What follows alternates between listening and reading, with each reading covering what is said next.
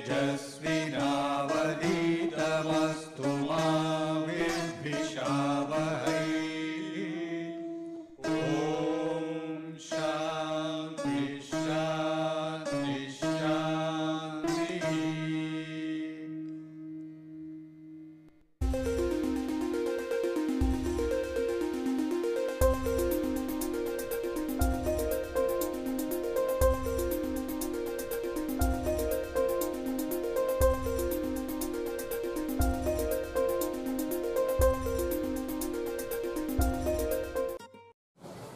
विद्युत धाराओं के चुंबकीय प्रभाव से संबंधित आज पहला वीडियो। इसके पहले हमने आपको बताया था विद्युत पृथ्वी के चुंबकीय गुण के संबंध में 4 वीडियो आप तक हमने पहुंचाया था। आज हम बताने जा रहे हैं कि विद्युत धारा के कारण चुंबकीय क्षेत्र।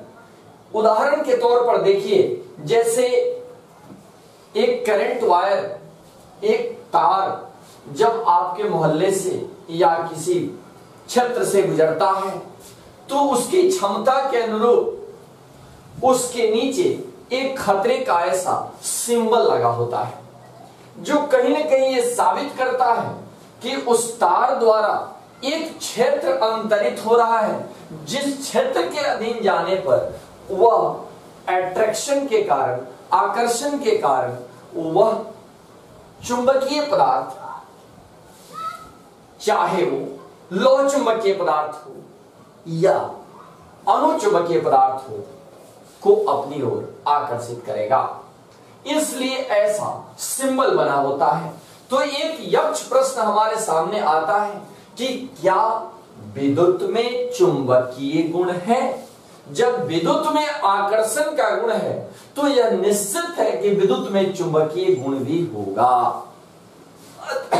अतः विद्युत के चुंबकीय गुण का खोज सर्वप्रथम ओस्टेड नाम के वैज्ञानिक ने किया, जिसको हमने 3 चित्र के आधार पर स्पष्ट करने की कोशिश की है। जिसमें पहला चित्र है कि यहां देखिए स्विच ऑफ है और यहां एक ये धारावाही परिपथ है, ये वायर है और जिस पर कवरलेस वायर है, और यहां एक चुंबक इसके समीप रखा गया है। परंतु जब इस परिपथ से धारा का प्रवाह नहीं हो रहा है तो इस स्थिति में चुंबक अपनी मूल स्थिति, अपने गुण के अनुरूप स्थिति उत्तर और दक्षिण दिशा की ओर स्थित है। जबकि चित्र 2 कहता है कि जब ही इस स्विच को ऑन करते हैं तो धारा का प्रवाह होता है, तो इस स्थिति में ये उत्तर और दक्षिण दिशा में न होकर साउथ नॉर्थ, यानी ये थोड़ा पश्चिम की ओर विस्थापित हो गया है। वेस्ट की ओर नॉर्थ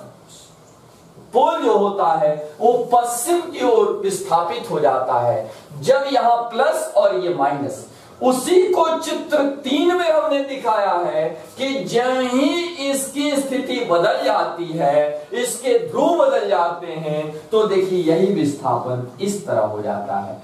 ओवरऑल इन बातों को कहने में अगर आपको थोड़ा भी कठिनाई का अनुभव हो तो इसको आप यूं कह सकते हैं कि एक धारावाही तार है और इस धारावाही तार में एक छड़ चुंबक को लटकाया गया है, और जब ही धारा का प्रवाह होगा तो चुंबक जो होगा वो उत्तर दक्षिण दिशा में न होकर एक खास स्थिति धारण कर लेगा, और ये खास स्थिति जो धारण करेगा इससे स्पष्ट होता है कि कहीं न कहीं विद्युत में भी चुंबकीय गुण निहित है। अन्यथा इस छड़ चुंबक पर आकर्षण और विकर्षण के कारण ही इसके ध्रुव विस्थापित हुए।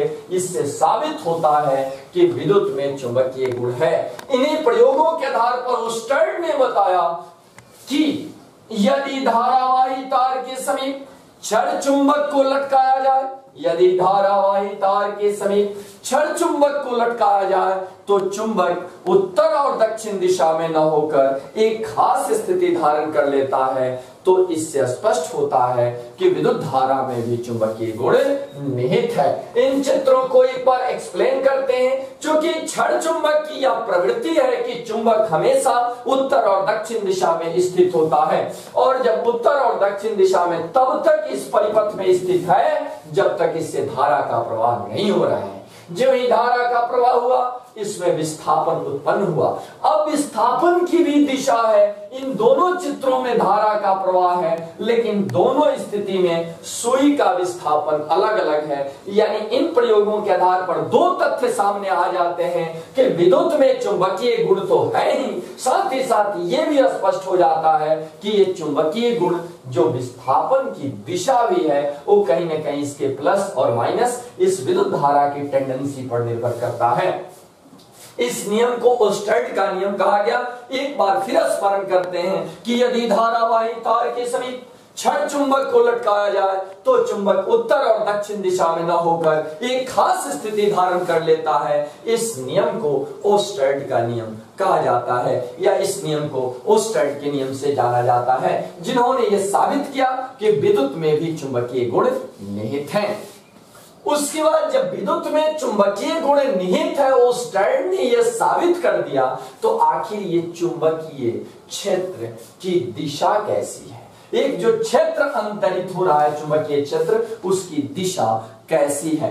तो इस संदर्भ में हमने 3 नियम लिख कर रखा है। पहले 1 नंबर मैक्सवेल का नियम, 1 नंबर है मैक्सवेल का नियम।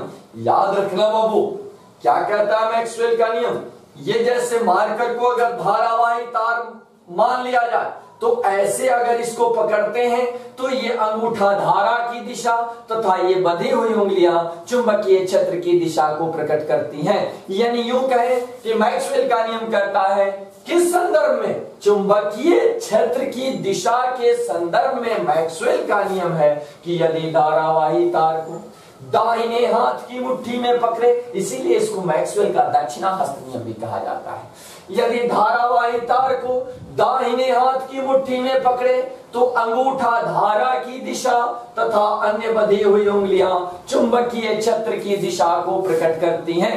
मैक्सवेल का नियम कहता है कि यदि धारावाही तार को दाहिने हाथ, ये मार्कर यहां काल्पनिक रूप से मानिए धारावाही तार को दाहिने हाथ की मुट्ठी में पकड़े तो अंगूठा धारा की दिशा तथा अन्य बंधी हुई उंगलियां चुंबकीय क्षेत्र की दिशा को प्रकट करेंगी।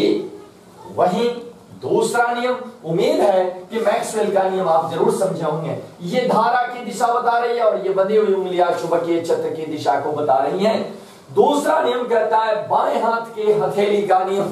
तो देखिए बाबू, ये बाएं हाथ के हथेली का नियम, ये बायां हाथ हुआ जिसका ये हथेली पाम है और ये अंगूठे को ऐसे मुट्ठी को बांध करके इस पर ऐसे रखना है। यदि धारा बाएं हाथ के हथेली के नियम के संदर्भ में यदि बाएं हाथ के हथेली पर दाहिने हाथ की मुट्ठी को बांधकर अंगूठे को लंबवत रखा जाए, यदि बाएं हाथ की हथेली पर दाहिने हाथ की मुट्ठी को बांधकर अंगूठे को लंबवत रखा जाए तो अंगूठा धारा की दिशा तथा ये बंधी हुई उंगलियां चुंबकीय क्षेत्र की दिशा को प्रकट करती हैं। एक बार फिर समझिए, ये बाएं हाथ का हथेली है और ये दाहिने हाथ का मुट्ठी है। यदि बाएं हाथ की हथेली पर दाहिने हाथ की मुट्ठी को बांधकर अंगूठे को लंबवत रखा जाए तो अंगूठा धारा की दिशा तथा अन्य बंधी हुई उंगलियां चुंबकीय क्षेत्र की दिशा को प्रकट करती हैं। तीसरा नियम है एम्पियर का नियम, जो व्यवहार में बाबू कहा जाता है कि यदि कोई व्यक्ति धारा की दिशा में मुंह करके तैर रहा हो, यदि कोई व्यक्ति धारा की दिशा में मुंह करके तैर रहा हो तो व्यक्ति का बायां हाथ चुंबकीय क्षेत्र की दिशा को प्रकट करेगा। लेकिन उसको व्यवहारिक रूप से ऐसे समझा जा सकता है, एम्पियर का तैरता नियम या स्विमिंग लॉ कहिए, इसको कहीं कहीं कुछ किताबों में स्लो लॉ भी कहा जाता है। SNOW, S मतलब साउथ, N मतलब नॉर्थ, यानी धारा का प्रवाह दक्षिण से उत्तर की ओर। यदि धारा का प्रवाह दक्षिण से उत्तर की ओर हो रहा हो, ये देख रहे हैं ना बाबू, धारा का प्रवाह दक्षिण से उत्तर की ओर होगा तो O और W, O मतलब ओवर और W मतलब वेस्ट, तो चुंबक का उत्तरी ध्रुव पश्चिम की ओर विस्थापित होगा।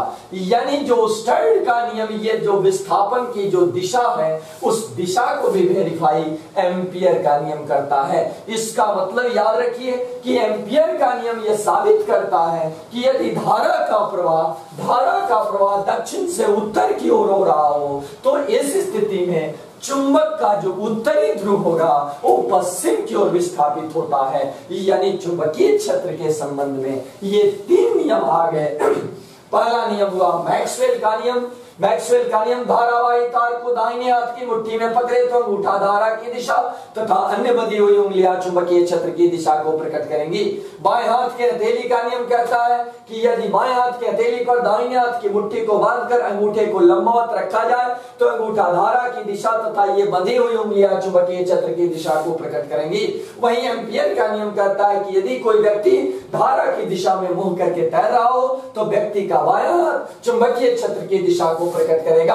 और एम्पियर के नियम से इन दोनों नियमों को छोड़कर एम्पियर के नियम यह भी साबित कर देता है कि विस्थापन किधर होगा, यानी चुंबकीय सुई किस दिशा में विस्थापित होगी। यदि धारा का प्रवाह दक्षिण से उत्तर की ओर होगा तो चुंबकीय सुई का उत्तरी ध्रुव जो होगा वो पश्चिम की ओर विस्थापित होगा। इसी कारण इसको याद करने का एक शॉर्ट वर्ड लिया जाता है SNOW। S का मतलब साउथ, N का मतलब नॉर्थ, जो चुंबकीय धारा की प्रवाह की दिशा को इंडिकेट करते हैं, जबकि O का अर्थ ओवर और W का मतलब वेस्ट होता है। इसका मतलब कि ये चुंबकीय सुई की विस्थापन को निरूपित करते हैं। यानी ये 4 लेटर के आधार पर आप एम्पियर के नियम को याद रख सकते हैं।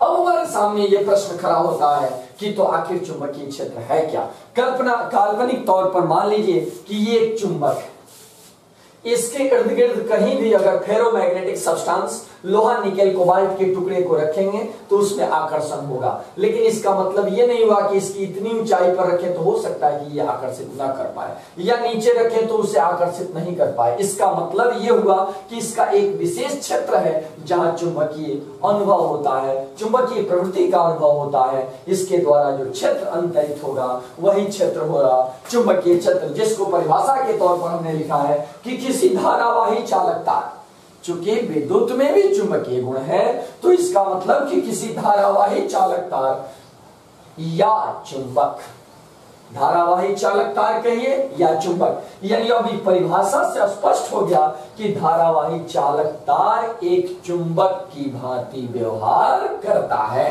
तभी तो या में है धारावाही चालक तार चुंबक के कारण उत्पन्न वह क्षेत्र जहां चुंबकीय प्रभाव का अनुभव किया जाता है चुंबकीय क्षेत्र कहलाता है। इसे बी वेक्टर द्वारा सूचित किया जाता है।